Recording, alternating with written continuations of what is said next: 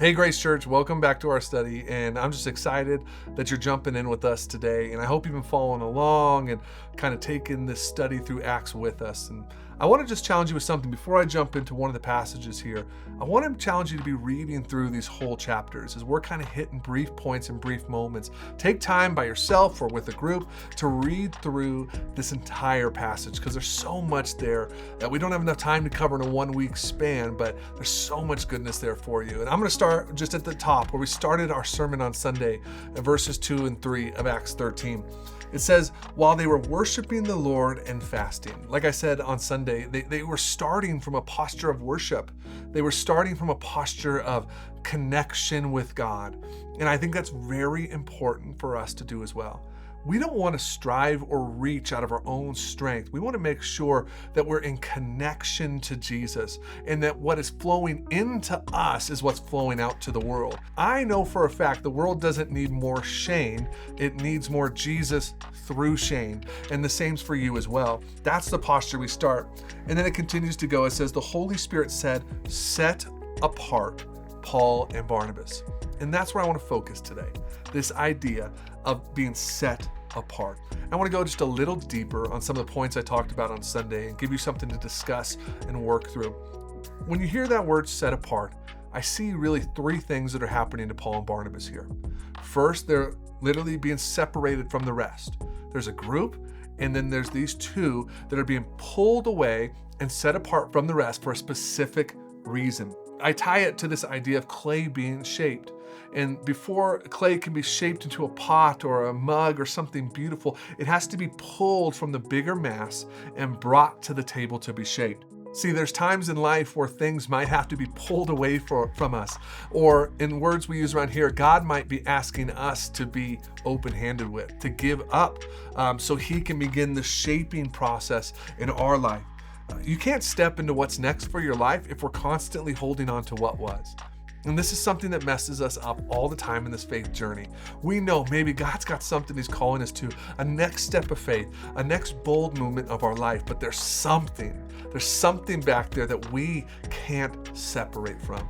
So if you want to live a set apart life, it's going to require separation.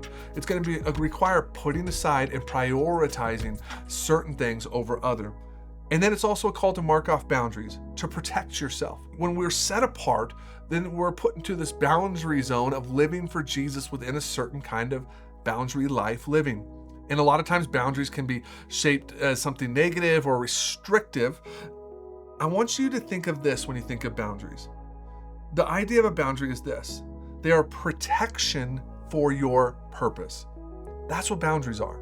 The boundaries put around your life are not to hurt you, they're there to protect you.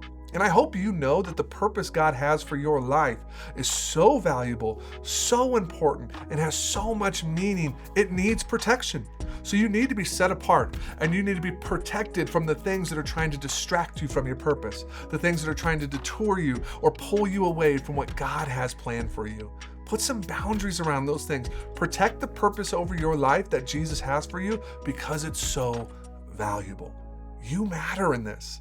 If you're a part of For the One, or you're a part of our church, or you're a follower of Jesus, you matter. And there's impact tied to your life that is ready to just be unleashed in the city, in the world, or the people around you.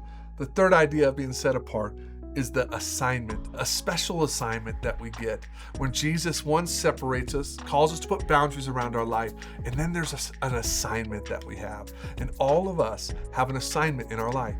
We have people we're close to, we have jobs we go to, we have family we encounter on a normal basis, and that is our assignment.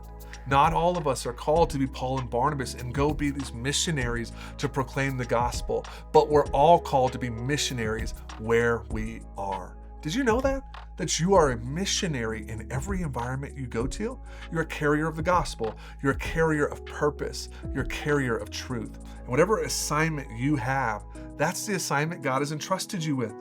Your set apart assignment might look different than Paul's. It might be a classroom, might be your job, but wherever God has placed you, he has called you and he will prepare you. So I challenge you to be open-handed every day when you go to work to say, God, how do you want to use me today? This is actually a practice I practice when I go out or I'm engaging in the city or even just going grocery shopping sometimes. I'll sit in my car, I'll sit back and say, okay, God, I'm going in, I'm going to go shop for groceries. But if there's an opportunity waiting for me in that grocery store to proclaim you, bring it. I'm ready. And that's how I want you to have a mentality of being ready or being set apart to be used by Jesus. One thing I want you to notice about this passage, the Spirit didn't only choose Paul, he also chose Barnabas. And they're completely different in who they are. Barnabas means to be an encourager. That's who he was. He was a son of encouragement. He wasn't the loudest. He wasn't the most dialed, perfect preacher of the word. He was just someone who lifted people up. Some of us are Paul in this, and some of us are going to be called to be Barnabas. Not all of our jobs are going to look the same. Not all the callings of our life are going to look exactly the same, but both are equally important. And that's a picture of the church. Some of us are going to be called to do this, and some of us are going to be called to do that. And it's important that we just walk in our calling, not compare ourselves to other people saying, I wish I had this gift, or I wish I could speak like this person. No, you're gifted just how God needed you gifted in this kingdom advancement.